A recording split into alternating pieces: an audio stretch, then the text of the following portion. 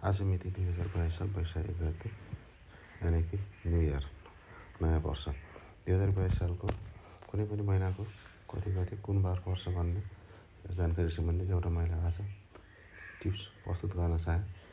यस टिप्समा 82 सालको कुनै पनि महिनाको कति के बार पर्छ भन्ने हामी पहिले नै पत्ता लगाउन सक्छौँ।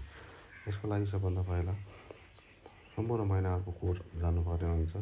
यहाँ तल दिएको वैशाखको लागि 1, जेठको लागि 4, आषाढको लागि 0, श्रावणको लागि 4, भाद्रको लागि 0, आश्विनको लागि 3, कात्तिकको लागि 6, मङ्सिरको लागि 1, पौषको लागि 2, माघको लागि 4, फागुनको लागि 5 र चैतको लागि 0 कोडहरू महिनाका कोडहरू जान्नुपर्छ।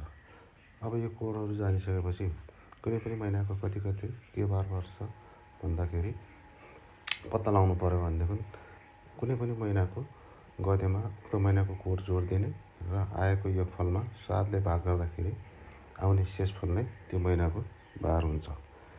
यसरी गर्दा शेषफल 1 आयामा आइतबार हुन्छ भने 2 आयामा सोमबार, 3 आयामा मङ्गलबार, 4 आयामा बुधबार, 5 आयामा बिहिबार हुन्छ भने 6 आयामा शुक्रबार हुन्छ र 0 आयामा शनिबार हुन्छ। यसै कुरालाई मैले तल उदाहरणको रूपमा प्रस्तुत गर्न चाहेँ।